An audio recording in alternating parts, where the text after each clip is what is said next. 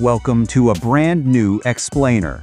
Today, we are breaking down the absolute bombshell claims made by the YouTube channel Sportx Radar about the 2026 World Cup.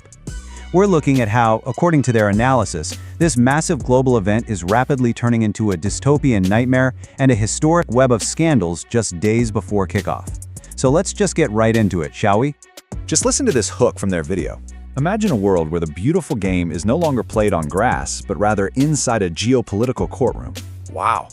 Right off the bat, Sports Radar is telling us this isn't a celebration. According to them, the soccer ball itself has basically become a political weapon. They're painting this really dark picture where the historically unifying spirit of the sport has just been completely crushed by unprecedented political tension. And just to set the stage here, the channel establishes its fiercely independent, fan-driven identity right away, asking viewers to subscribe and drop a like for what they call uncompromising analysis.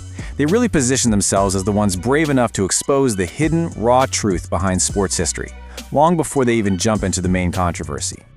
All right, moving into their first major section, the dystopian pitch, unity versus division. This comparison perfectly captures their main argument.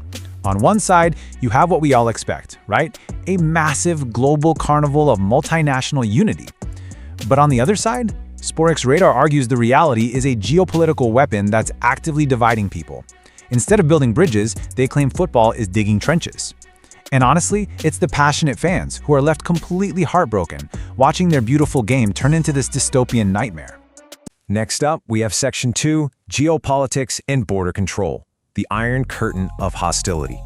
So take a look at the number 11 here.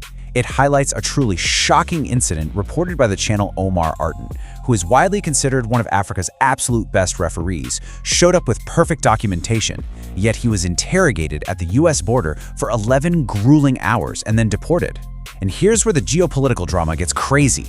UEFA actually stepped in, backed the deported referee, and awarded him the Super Cup final. Sportx Radar argues this single move basically snapped the ties between FIFA and UEFA. And the border controversies just keep piling up.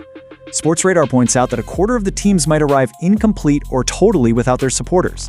They trace this back to severe diplomatic tensions, even noting how Donald Trump previously targeted the safety of Iranian players, which they claim led to targeted visa denials and banned technical staff for Iran. But it doesn't stop there. Iraqi striker Ayman Hussein, integrated for hours. The Iraqi team's photographer, deported after an 11-hour questioning they described as sheer torture. The Uzbekistan squad was searched like suspects, and Senegal's delegation was treated like potential smugglers. Even regular, everyday fans from the UK and Scotland, with perfectly valid paperwork, were just turned away at the door. No way, right? To really drive this home, the explainer points to a massive geographical contrast. Down in Mexico, they are leaning into this tournament with open arms, creating a total carnival atmosphere. But up in the US, Sports Radar claims they're dropping an iron curtain of administrative hostility.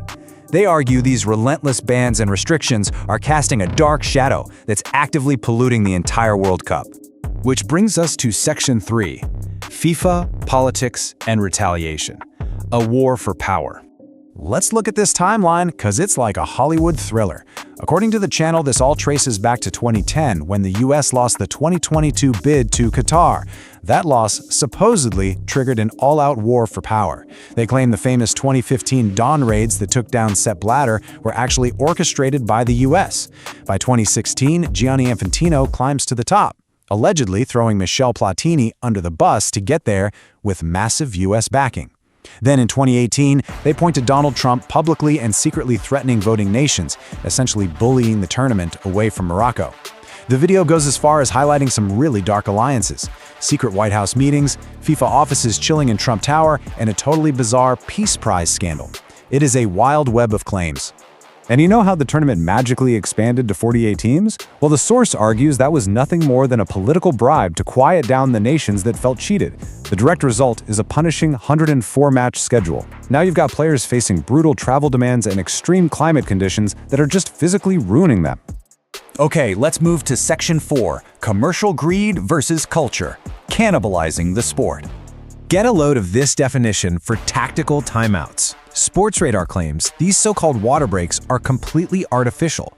They argue they're literally just 3-minute American-style commercial breaks forced onto the pitch by broadcasters so they can sell more ads. According to the video, this completely destroys the natural, fluid rhythm of football and makes an absolute mockery of the sport itself. And the corporate cash grab doesn't stop there. Look at this breakdown. FIFA is taking a staggering 30% commission on ticket sales. The source points out these completely exorbitant prices to argue that everyday, passionate football fans are being ruthlessly exploited, all just to pad massive corporate pockets. It gets even more absurd for traditional fans. To highlight how authentic football culture is being hollowed out, the video points out that stadiums are actually using their big scoreboards to explain the basic rules of the game to the crowd, exactly like you'd see at an NFL or basketball game. They present this as the ultimate proof that the organic, local culture of the sport is being completely sanitized and Americanized. That leads to Section 5, the silence of Europe, a double standard. The channel brings up a massive double standard here, and they do not hold back. Remember how European media and national teams raised absolute hell over human rights issues before Qatar 2022? Yet today, the source notes, they are totally tight-lipped and silently complicit when it comes to the US visa embargoes and border scandals. Sportx Radar points out an intense hypocrisy. When Indonesia banned Israel from entering, FIFA instantly stripped them of their hosting rights. But when faced with relentless US visa embargoes, suddenly FIFA is playing completely blind and deaf. We're going to end our explainer exactly where Sportx Radar concludes their video, leaving us with this really provocative question. With all of this geopolitical tension, rampant commercial exploitation, and administrative hostility, do we just accept this highly politicized reality? Or has the corporate elite finally crossed a line that ruins the purity of the game forever? What do you guys think about these claims? It's definitely a fascinating, if not troubling, look at the intersection of sports and power. Thanks for joining me on this explainer, and always keep questioning what's happening beyond the pitch.